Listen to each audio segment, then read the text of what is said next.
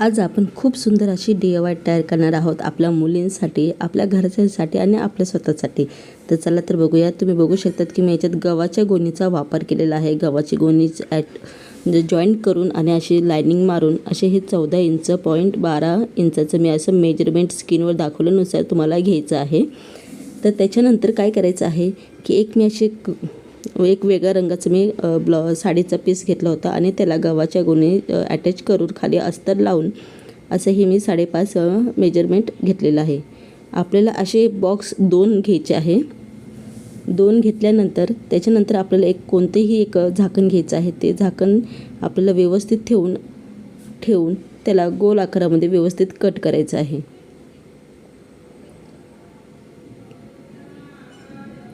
तर हे पहा, अशा पद्धतीने आपल्याला गोल आकारामध्ये व्यवस्थित ठेवायचं आहे. ठेवल्यानंतर त्याला कट करायचं आहे.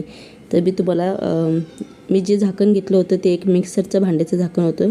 तर मी तुम्हाला त्याचं पूर्ण मेजरमेंट दाखवते. तर हे बघा, हे 11 इंचचं असं टोटल त्याचं गोल आकाराचं मेजरमेंट आहे. तर हे पहा, अशा पद्धतीने तुम्ही घेऊ शकतात. तर मी घेतलेला आहे आणि त्याच्यानंतर काय करायचं आहे की जो सर्कल आपण केला होता त्याच्यापेक्षा वरती थोडं अर्धा इंचचं आपल्याला पूर्ण राऊंड मेजरमेंट घ्यायचं आहे. सगळं अर्धा इंच. म्हणजे आपल्याला ते अर्धा इंच का घ्यायचं आहे ते मी पुढे तुम्हाला सांगणारच आहे. पण आता आपल्याला हे तुम्ही बघू शकतात की मी एक सर्कल केल्यानंतर अर्धा इंच घेऊन त्याला अशी ही पेनच्या आकाराने साईने आणि त्याला सही करणार आहे. म्हणजे त्याला सरळ असे राऊंड त्याचे कंप्लीट करून घेणार आहे. तर हे बघा, अशा पद्धतीने आपल्याला हा मोठा वर्तुळ आपला तयार होतो. त्याला काय करायचं आहे की त्याला शिलाई मारायची आहे. कारण की याला मी शिलाई मारलेली नव्हती. मी वर्तुळ तयार करून मग शिलाई मारणार आहे. तर अशा आपल्याला पूर्ण याला शिलाई मारून घ्यायची आहे.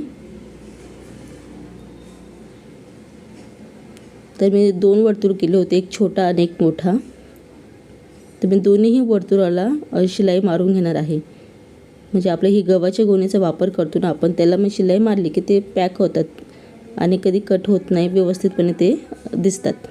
तर हे बघा, मी आता जे साईडला जे उरलेलं जे कापड होतं ते पूर्ण कट करून घेत आहे.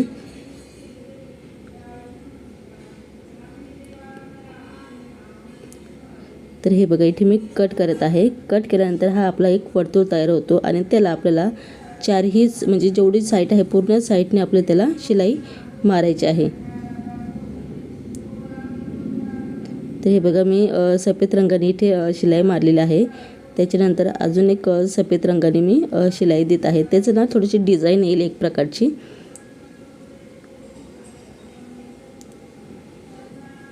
तर हे बघा, आपली अशी मी 3 रेषा शिलाई सफेद रंगाने मारली. नंतर एक काळ्या रंगाने त्याची शिलाई कंप्लीट करत आहे.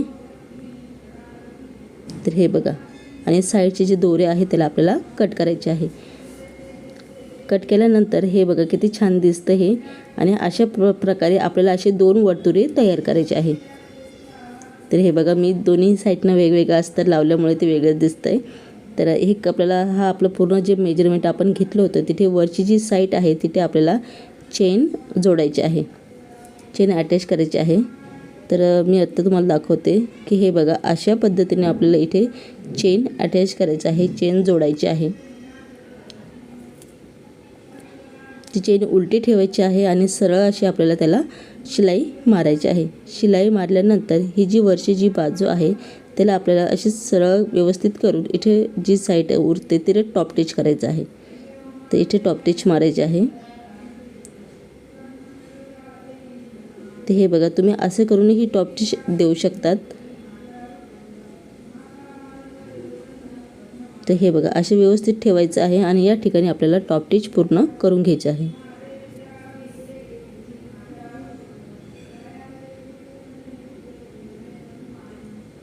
टॉप टिच झाल्यानंतर ते तुम्हाला दिसत आहे की अशी आपल्याला टॉप टिच द्यायची आहे.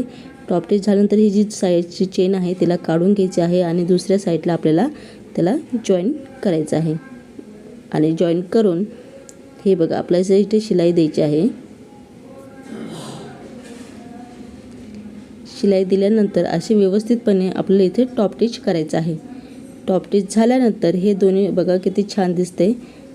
आणि टॉप स्टिच झाल्यानंतर ही जी साईड आहे आपली ही तर जे साईडचे दोरे असतील त्याला आपल्याला कट करून घ्यायचं आहे. आणि मी हे वर्तुळ घेतलेलं आहे.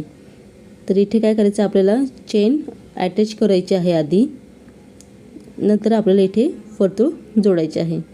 तर अशा पद्धतीने वर्तुळ आपल्याला उलट्या साईडने ठेवायचे आहे आणि अशी शिराई मारत मारत मारत आपल्याला हे जॉईन करून घ्यायचे आहे.